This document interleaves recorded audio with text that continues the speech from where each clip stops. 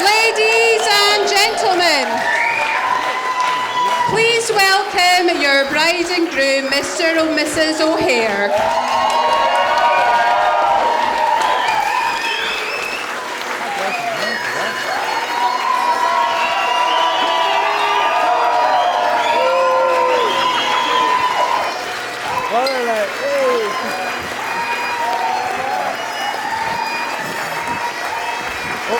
Sorry.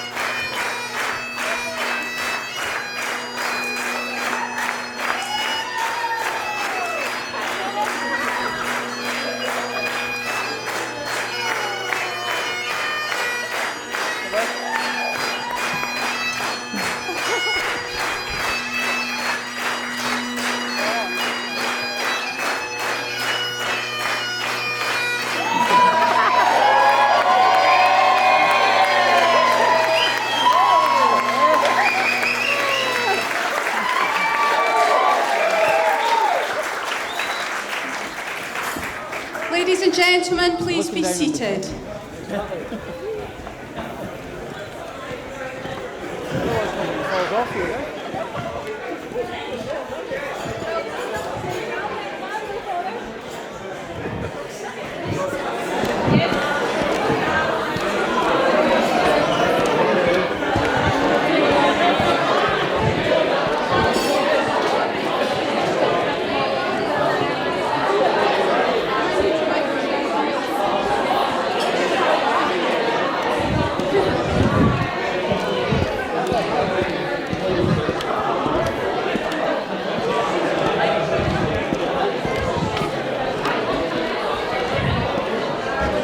My head's too big to get in it, eh? You can move it. Okay? Yeah, that's fine.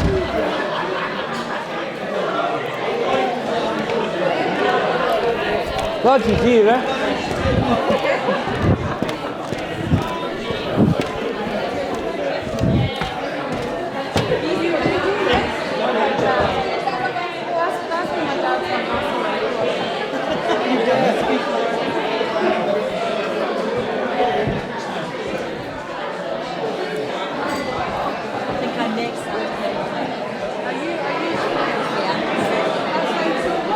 Ladies and gentlemen, it's now time for the speeches.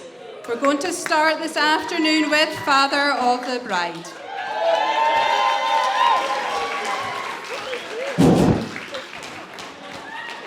Well, good afternoon, everyone. First of all, we'll have to do a safety announcement. Just in case, well, there's a lot of people here that are not familiar with the hall. So, if in the event of a fire alarm going off, we have a fire exit there and a fire exit there. And the assembly point is in the car park. I'd like to also thank the Reverend, what's his name? Jones for a beautiful service today, but I'm afraid he can't come this afternoon, so I have to take a part of that. But never mind, we'll get there. Now, first of all, I would like to formally welcome you all to the wedding of Anne and Andy. In particular, I would like to welcome Andy's parents, Christine and John. Thanks for all the family and friends who made the journey to be with us today, and to remember those who have been unable to attend.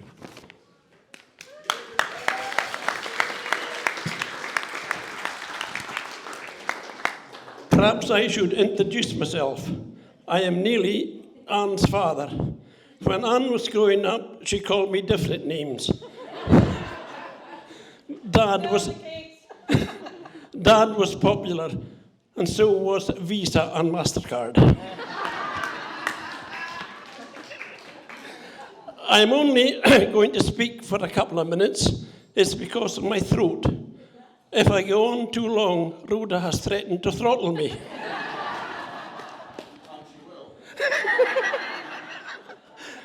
I have to say, I have never seen Anne so radiant and happy as she is today.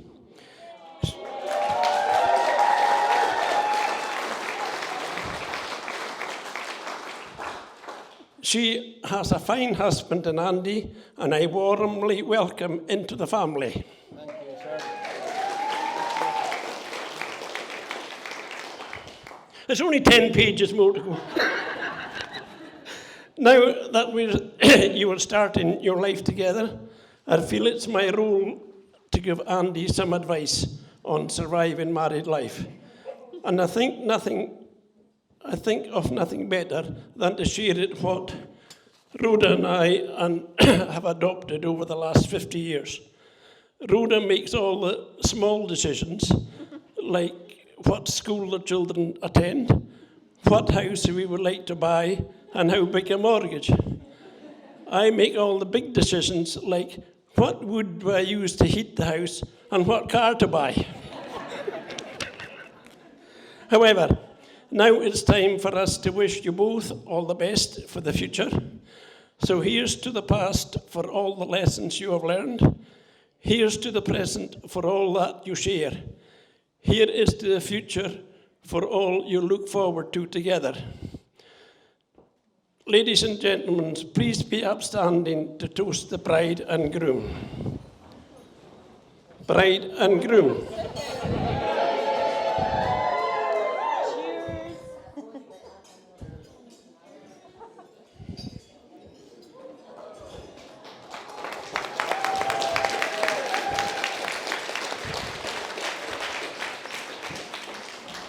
I would also like to say a grace that Anne likes.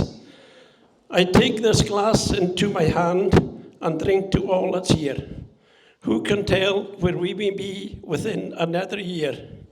Some may be dead, some may be wed, some may be lying low. If life was a thing that money could buy, the rich would live and the poor would die. But God in his judgment made it so that the rich as well as the poor must go. So here's health to the living, peace to the dead, long may the poor man earn his bread. Slán Java.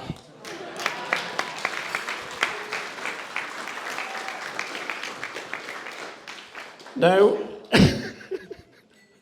the next speech is from Christine. I can clap now.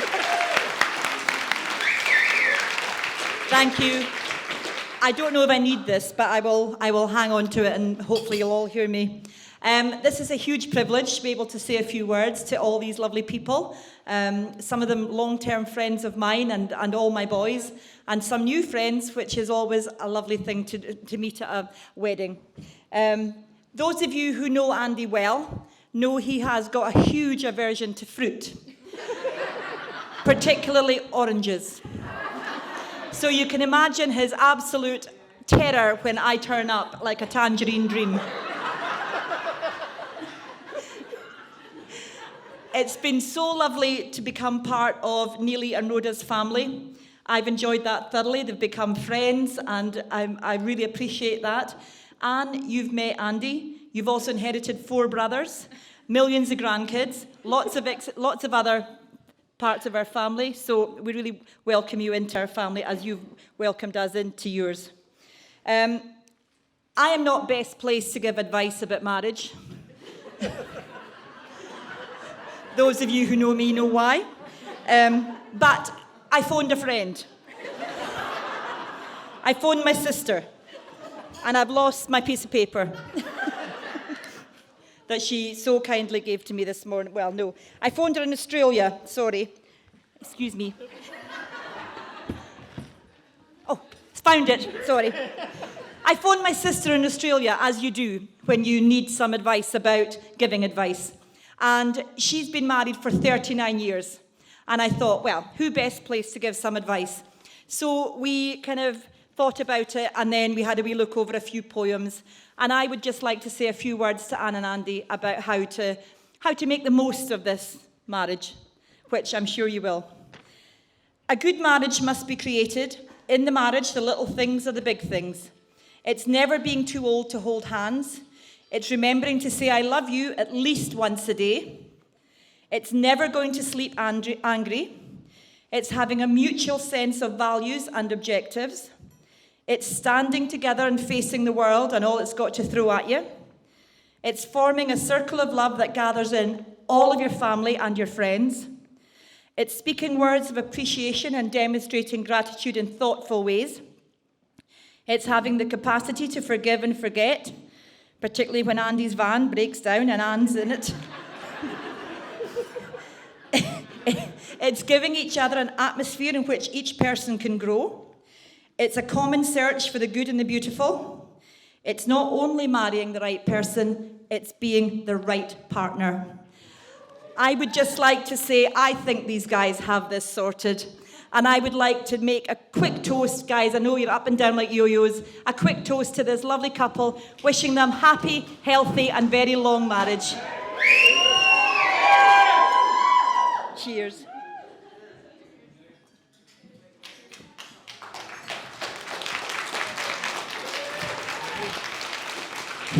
Now we come to the man himself, the groom, Andy.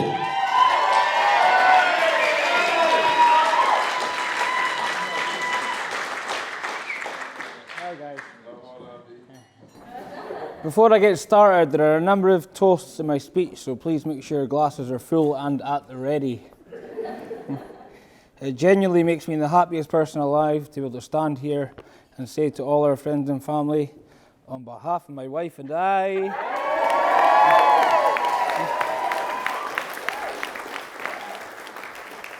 welcome to our wedding, and thank you sincerely for making the effort to be here today.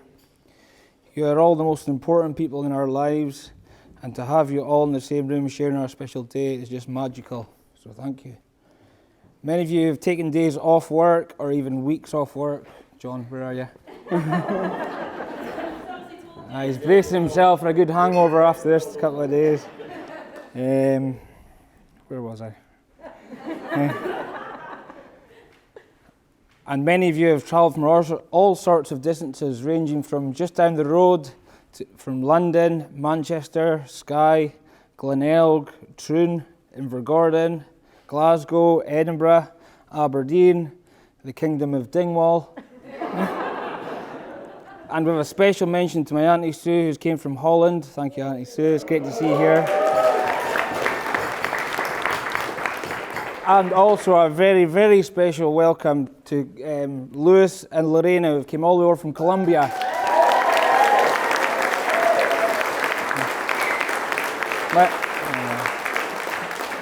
My dear friend from Colombia, we met in Australia, and to have him here today is just really special. Thank you, Lewis and Lorena.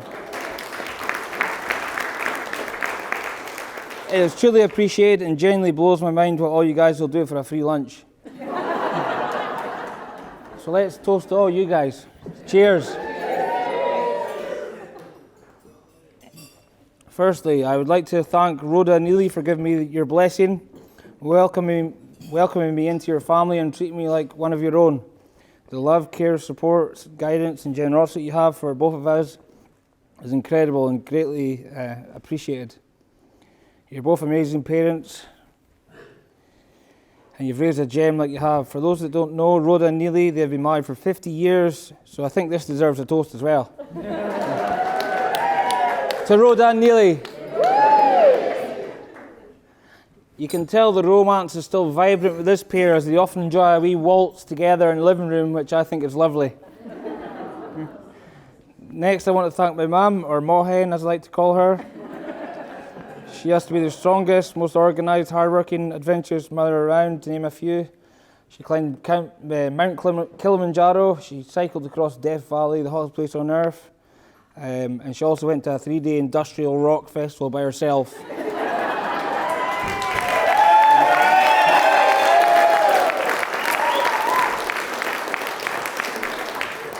She's been an inspiration to me and many others. I wouldn't be the man I am today without her love, support, guidance and morals that she has downloaded onto me.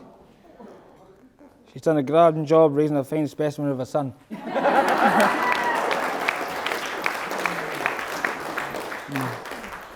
She's also responsible for all the wine and champagne you've been drinking, so she has very good taste, does the old dear.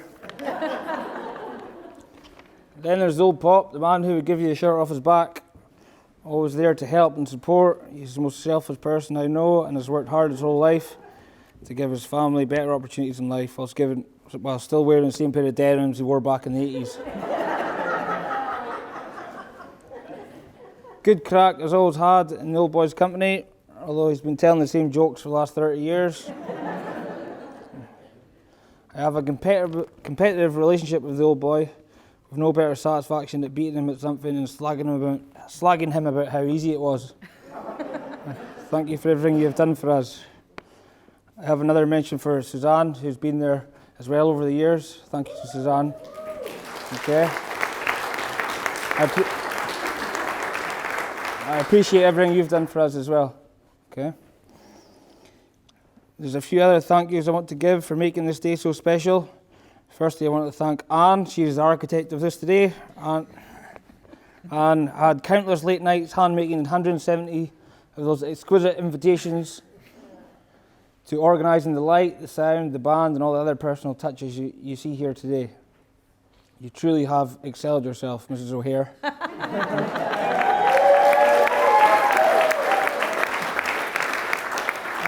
To be honest, I didn't expect anything less, you know. Just got a wee bit of OCD going on, you know.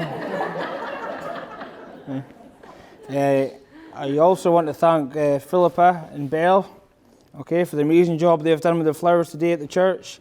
It just looked amazing. Philippa and Belle, stand up, please. Philippa and Belle. Philippa and Belle, give them a round of applause.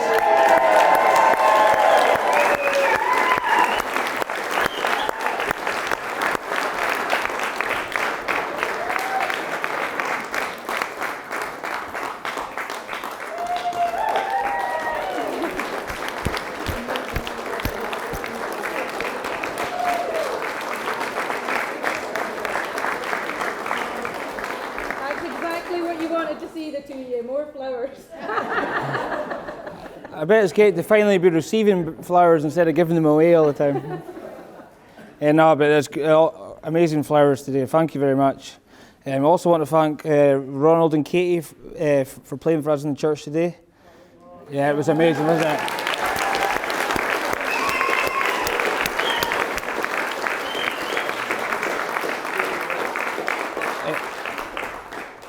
It really made the ceremony that.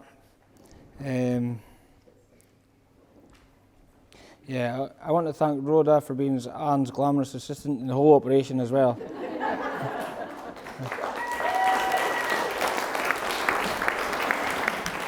I want to thank Neely for making the tasty favours. If you've not already eaten them, they're delicious.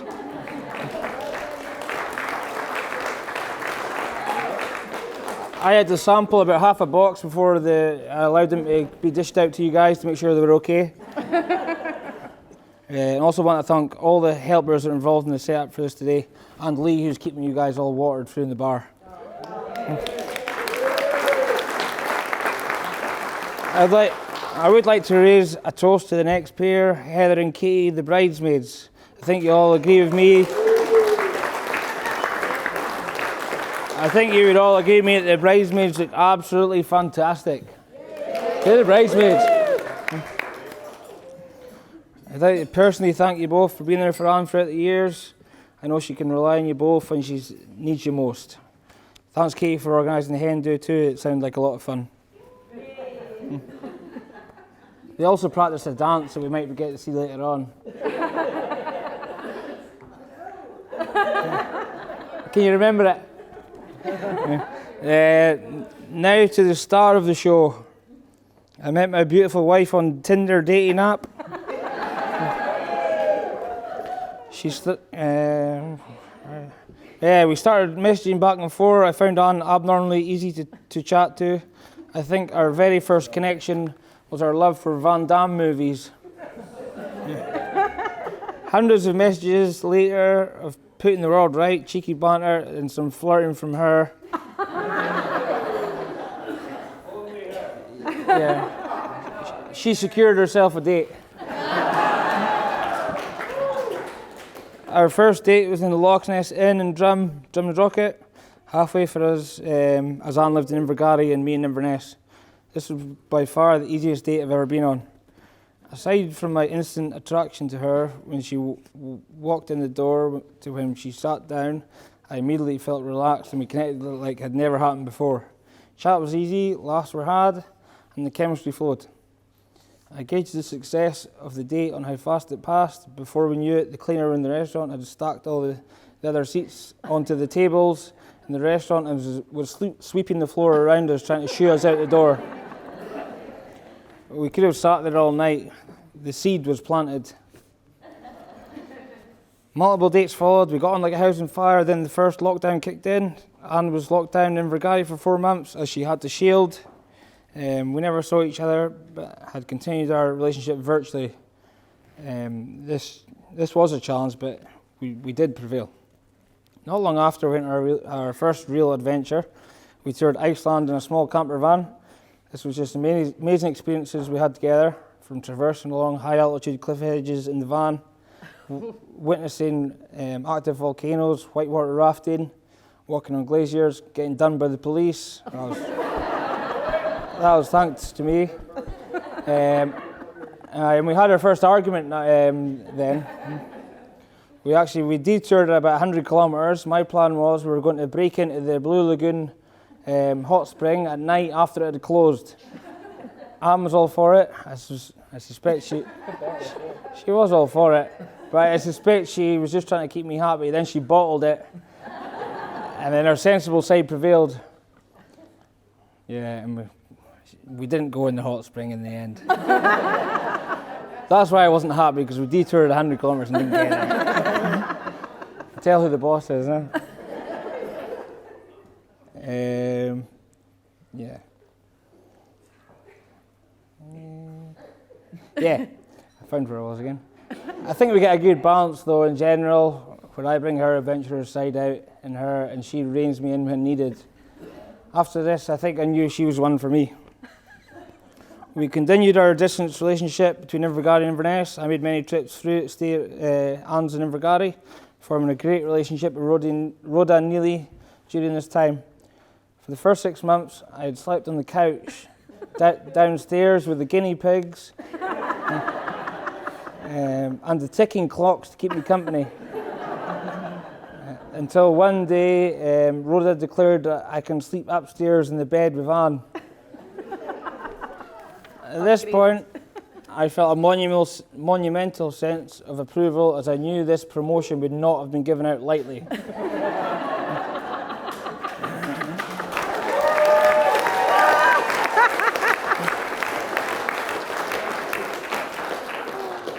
I have admiration for the relationship Anne has with her folks. They're like best friends. The TV is never on and the crack always flowing. Lots of storytelling, tea drinking, and the family ritual on a Sunday from the back of the newspaper. The family quiz on a Sunday from the back of the newspaper. You're also always guaranteed a banging plate of soup at Neely's house. Every time. Neely's soup is top drawer. If you ever go to the Stewart's, make sure you get a bowl of Neely's soup. I've enjoyed being a part of this. However, I am often bamboozled when they're communicating with each other with the amount of different nicknames they have for one another. To name a few: Mick, Mixie, Sproggy, Woozle, Wowzer, Mousy, Mr. Mouse, Mrs. Mouse, Sproggy, Nog, Poppet, Snitch, Snatch. The list goes on. Don't ask me who's who. Is it? Anyway, more good times for had Van, and then she took a leap of faith and decided to buy a house in Inverness and sacrificing her job in Fort William in Cool School, which she absolutely loved. And we wouldn't be here today if she never. So, thank you for that.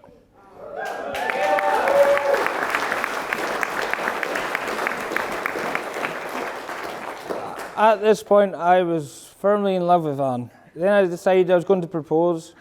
After getting blessing from Rhoda and Neely, I proposed on Christmas Day in the family home in Invergarry. Anne, you look absolutely amazing today. You make me the happiest man alive, and you're the best thing that's ever happened to me, and I love you very much.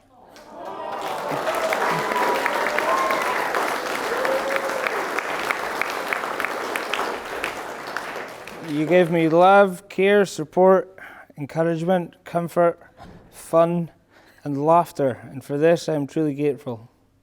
I am truly content with you and believe you make me the best version of me, although I know there's always room for improvement. Anne calls me the domestic god in training.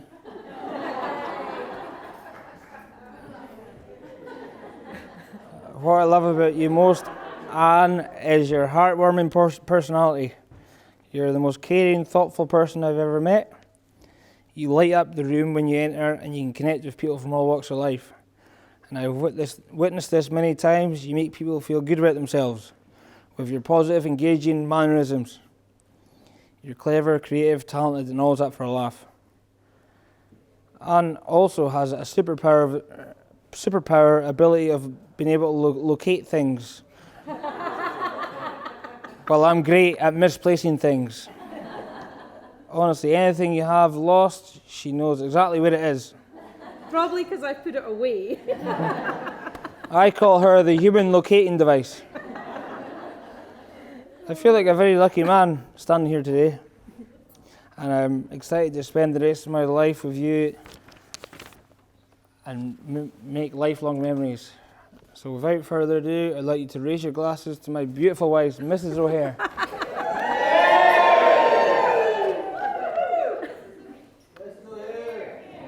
Mrs. O'Hare. You say that we have flowers for the mums. Right now?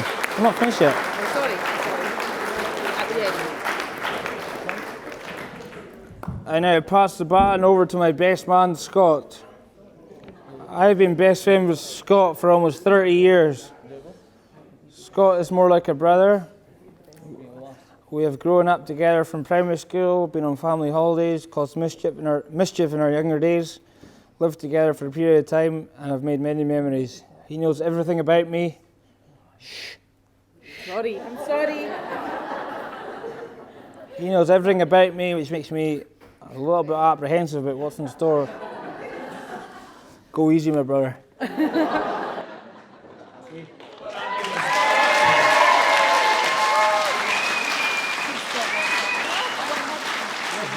Scott wants the microphone.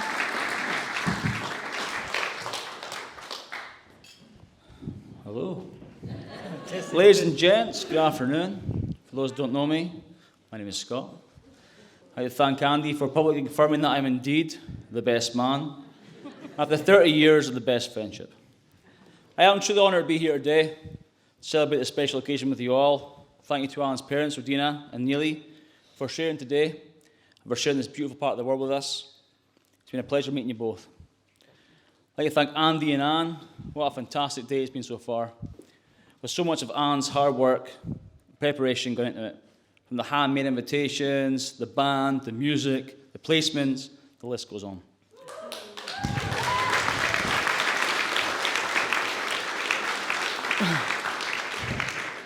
Thank you for allowing me to share this day with you and with all your friends and family. Anne, you are stunning. Stunning bride. You look amazing. I'm going to congratulate Andy on his impeccable taste in choosing such a beautiful wife. Thank you, sir. Although, I'm not so used to seeing you in a dress. Normally you're the one that wears the trousers. I asked people that know Andy to give me words to describe him. And the response was laid back, annoying, and a bit weird. But I couldn't really argue with his mum now, could I? Now, speaking of Christine, I'd like to take this opportunity to thank you for myself, really. For all the times you invite me to your house for dinners, sleepovers. I know we probably kept you awake playing loud music, rummaging through the fridge at 2 a.m, like that time on New Year's Eve. For those who know Christine will know she is indeed the hostess with the mostess.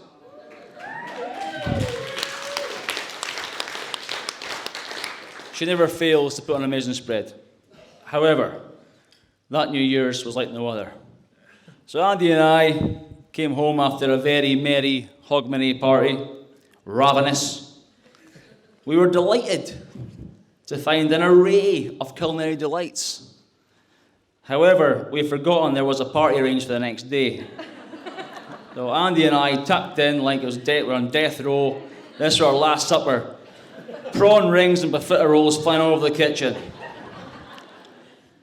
It wasn't until the next morning Christine came bursting through the bedroom door that we knew we had messed up, leaving behind a trail of devastation of starters and desserts. So Christine, thank you for putting up with us. And I can confidently say you'll never go hungry and you couldn't wish for a better mother-in-law. So cheers, ma.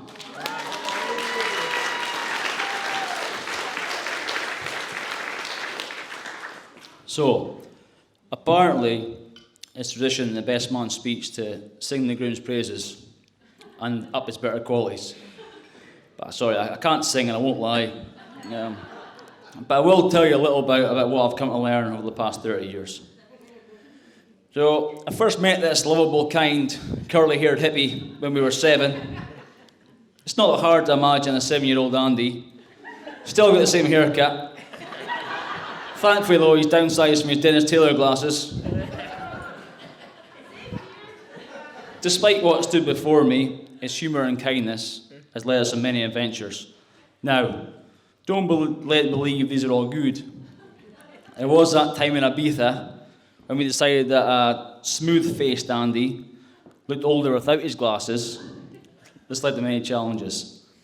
Firstly, he was verging on being classed as legally blind, meaning he couldn't see where he was going, he couldn't find anyone, and he was in no shape to make decisions when meeting the opposite sex. Remember that barb with no teeth?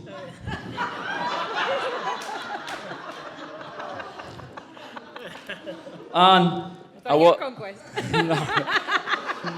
I was so happy when Andy told me he met someone, because he really does deserve the happiness in the world, although my happiness then turned to panic. However, I was pleasantly surprised you were nothing like his previous love interests. You're intelligent, talented, generous, and understanding. Most importantly, you're female. Don't worry, Andy, we won't mention Thailand. Now, don't be fooled by Andy's cool, calm demeanour. He has been known to impulsively live life in the fast lane. There was that time when Andy thought it'd be a great idea to buy a speedboat. Jamie Presley, you remember this one? What could be better? Jamie, myself and Andy, stunning day on Loch Ness, and Andy's new speedboat, aptly named the Skinny Dipper. So after we did a few rounds of water skiing and being dragged all over the loch in a miniature inflatable, it was time to head back in. Now Andy really wanted to show us what this thing could do, so he said to Jamie, go flat out back to the jetty. So there we were, horsing it back towards the jetty. Now, until that point, I hadn't given it much thought, the fuel situation. So I said to Andy, have we enough fuel? He replied, oh, aye, man, loads. And points to this massive jerry can of fuel. So we're now about a mile and a half from the doors in. And like I mentioned before, it was a really warm day, roasting. There wasn't a seat spare outside the doors in. There's people everywhere. The boat stops. Right? The Skinny Dipper is running out of fuel. Right? So, not a problem, a little embarrassing, but we were cool, we were relaxed. Andy's already assured me there's plenty of backup fuel. So I said, Andy, stick in that backup, please, eh? Aye. Oh, nah, man, I used that. Just forgot to tell you. I wasn't even annoyed, just typical relaxed Andy. So there wasn't really much other option than to roll back in. So myself and Jamie got the oars out because, of course, Captain Spaghetti Arms here, he wasn't rowing. He was too busy languishing in the back.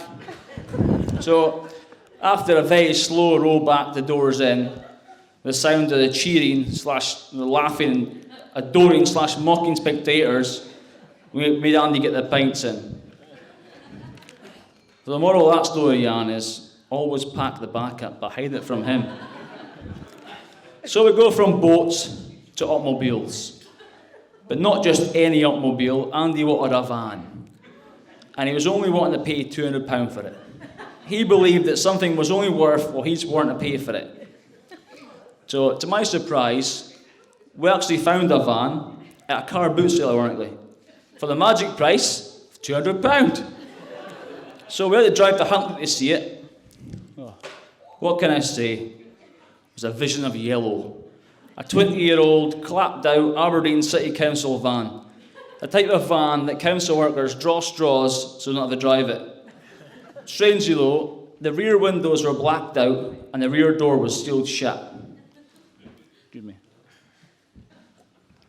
But Andy was a man on a mission and already planning his trips touring the country with a head at the window and the wind in his afro. Now, the average man would insist on seeing inside the van before parting with their hard-earned cash, but as we all know, Andy is not the average man. He was already fantasising about the destinations on the open road ahead, and after a quick turn ignition, it actually started first time. So with no other mechanical or visual inspections, handed over his £200, we headed back to Aberdeen. But when driving back to Aberdeen, I noticed Andy was lagging behind quite a bit. The bonnet the van was raised rather higher than normal. This led me to question again, what was in the back of that van? Like a kid on Christmas morning, full of joy and quite smug that he had not only bought a van, but for his chosen amount. Excuse me. Oh, sorry. Andy, without any thought for future security, at the back door, reached for his handy drill and drilled the lock out frantically. Now, over the years living together, our flat had seen a number of ridiculous things, but nothing quite like this. As the doors flung open, we were shocked to find about 200 feet of old mooring rope, weighing a good 100 kilos, which I had to pull at the back. Now that the weight was removed, Andy was optimistic that it would drive smoothly, and his open road trips were not such a distant dream. All that was standing in his way was a work trip offshore, and he would return, he would have the wind in his afro. Now, Andy, being the considerate, kind person that he is, didn't want to leave his van outside blocking our flat for our parking, so the night before he left for his check-in, parked the van down the hill outside someone else's house. But he'd actually parked the car like he stole it, blocking the entrance of a main road, which resulted in a knock at the door by the police looking for the owner of this bright yellow van.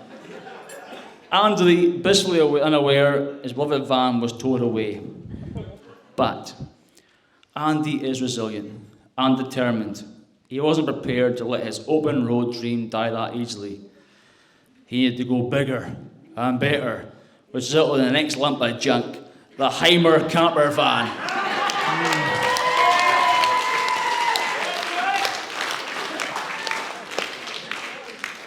Now, Andy's had the pleasure of breaking down a number of beautiful spots. Frankly, I'm surprised Andy's had the opportunity to break down anywhere after wedging the Heimer in the multi-storey car park that has down Aberdeen, ripping the chimney, skylight and solar panels off the roof. Undeterred by his near obliteration of his roof, heating and power supply, Andy continued to drive and fully wedged the remaining parts of the camper in the max height restriction bar. So after fully draining the tyres of air, Andy was able to roll free. So, while packing the backups back up, for future endeavours, it's more appropriate to take full control of planning and navigation. True stories aside, distance never got in the way of our friendship. With Andy first moving to Inverness, myself joining the army, even then we always remained close. I would say that choosing to live with Andy in a flat in Aberdeen was probably the best decision we've ever made. Not only did we share many years, many laughs, and of course, too many parties, I can honestly say it was the best times of my life. We had some truly great times, and we shared some amazing experiences together, memories I'll never forget. After sharing some of my fondest, clean memories, you are truly the happiest, funniest, generous, most lovable person I know. And it's an honour to call you my best friend. I love you, man.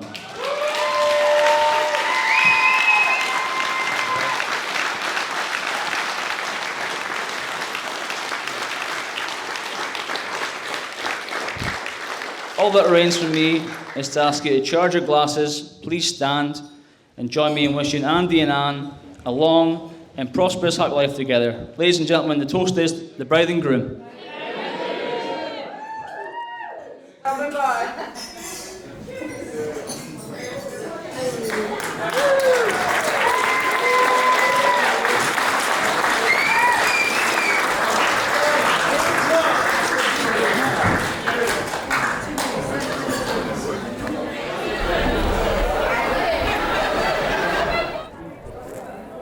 Okay, guys, listen up. No.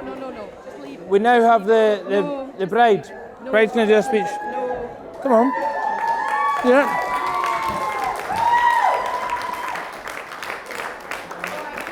No, don't need that. Just leave it. It's fine. I know. I know they thought, yeah, because I said I'll go after you because the best man's the highlight. Leave him till last. Anyway, yes, exactly. So I'm really sorry. On behalf of my husband and I. Hey.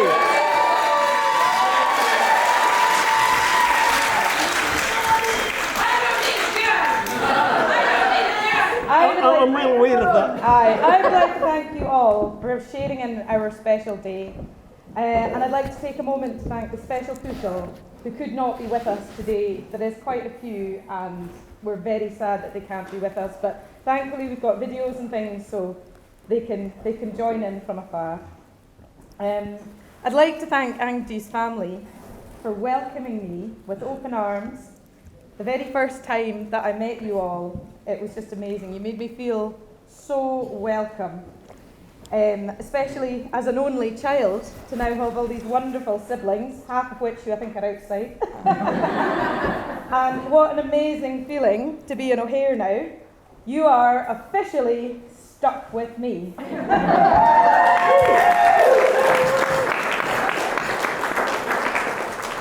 I'd like to thank the many friends, family, and even strangers who helped make this special day possible. I can't believe in the generosity of you all. We would not be standing here without your hard work, time, generosity, effort, from the flowers in the church, here, setting the tables, the decorations, drawing and painting the epic banner.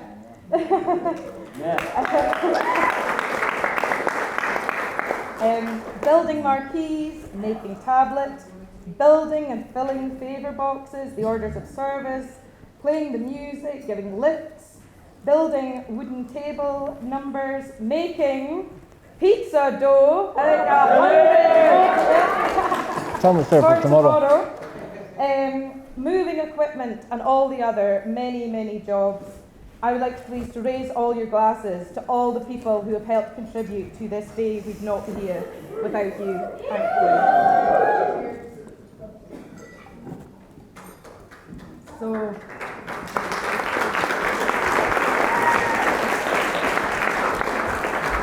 I'm no spring chicken, as Andy, my toy boy, informs me.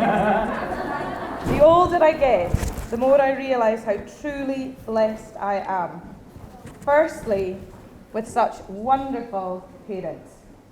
To my dad, Neely, an extremely hard-working man who will turn his hand to anything. DIY, gardening, culinary skills, patisserie. He is the perfect 1950s housewife. Dinner is on the table at 5. He's in his apron, with your trousers pressed perfectly. He even has his lipstick refreshed. The most amazing thing about my dad, other than he would give his shirt off his back to anyone, and don't worry if you've done that because John will give you his. He is the first person that most people in the community will turn to for help. But the best thing, and a lot of you will know this, is his laugh. And he can tell you the worst Christmas cracker joke, but as long as he follows it with a loud belly laugh, he'll have you in stitches. On my other side, my rather shy, retiring mum, and she said to me, I'm not shy, and I said, well, do you want to get up and do a speech? No. Do you want to do a reading at the church? No. I was like, well, shy is the word I'm going to use. She's hating that I've stood up to do a speech. The bride doesn't make speech, she informed me. Well, unfortunately, my dearest husband asked me to, and who am I to disobey?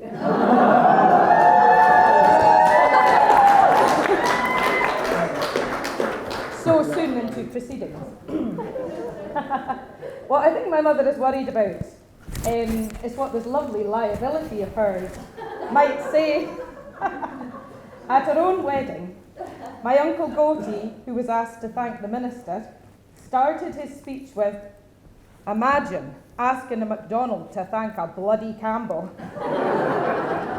My granny was absolutely horrified, and he followed with, I don't know if people laugh at what I say or Annie's face when I say it, and I think this might be the same situation today with my dear ma'am.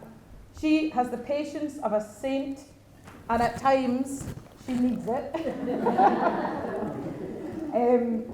She's so kind to everyone. She's a very tranquil person to be around. She complements my fiery old dad perfectly, and I hope myself and Andy will have half the happiness they have both had in the last 50 years.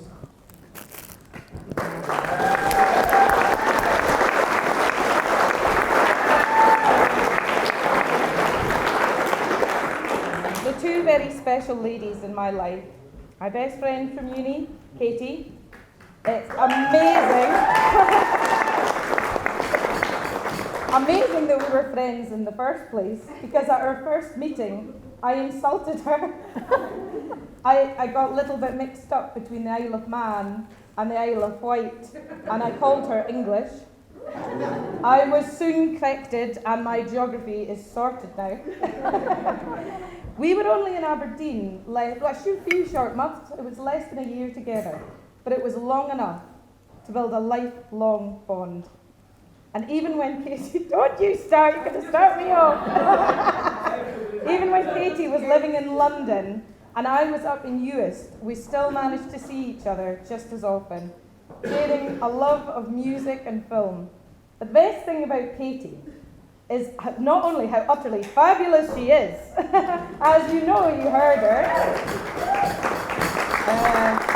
an award-winning classical violinist. You might have seen her from the prom. Yes.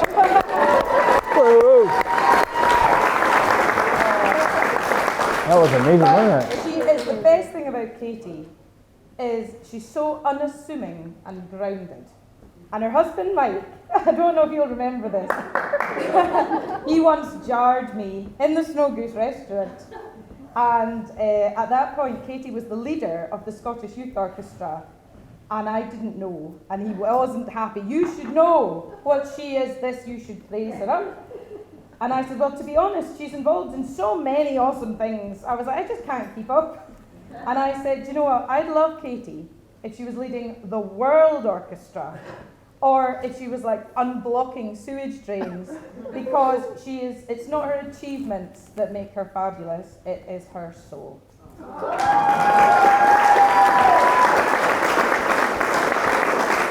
Dab. Go white.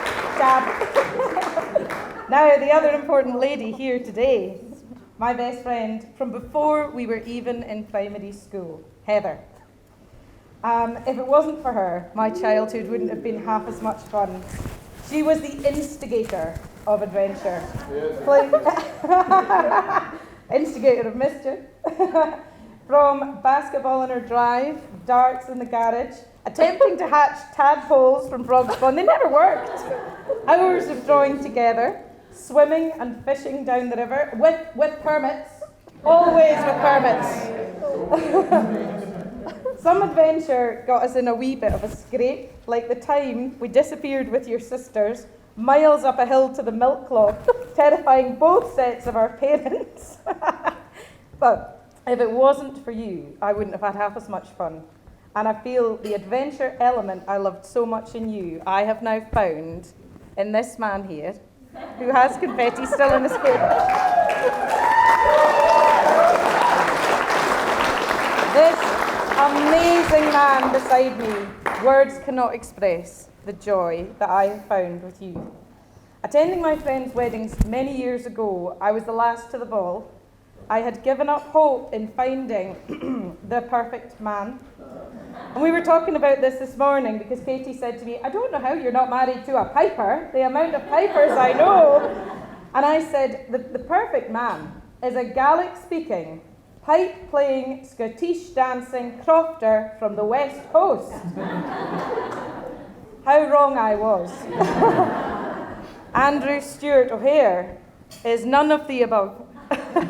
And I am glad, because in meeting this wonderful man one Tinder date, I have realised that none of those traits matter. Because what you have, you're the kindest, most caring, compassionate and considerate man. For someone who holds the gold in breaking boards with his hands and feet, he would not hurt a soul. He doesn't judge anyone, he befriends everyone. He has a huge arm span, and he uses it to walk through life, holding his arms wide to greet the world. All of the traits of these special people I have found in this man. My father's generosity and help to people in need. My mother's calm tranquility to always keep the peace. Katie's unassuming, down-to-earth nature, and Heather's spirit of adventure. Please be upstanding and raise your glasses to the special people in my life. Here's to the next big adventure. I'm meant to stand up. You can stand up. Thank you. And here's to the starters coming out soon. Yeah, Andy. Don't take that way. That was lovely, yeah? Thank you. Come on, Evelyn. Come on. I know. That was lovely.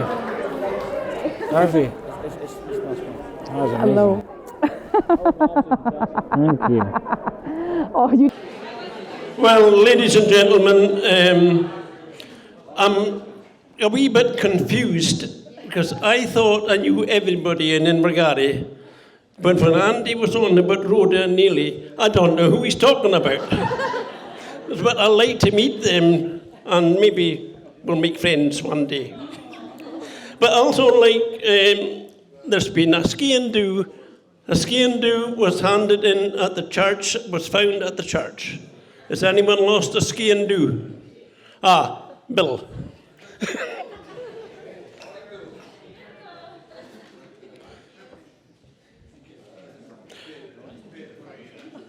Now, this is my wee bit for the minister. We're going to say the wedding grace.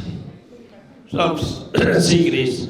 Lord God, creator of the universe, and we have gathered here around the table to celebrate the love and commitment of we have united Andy and Anne in a wonderful bond of marriage.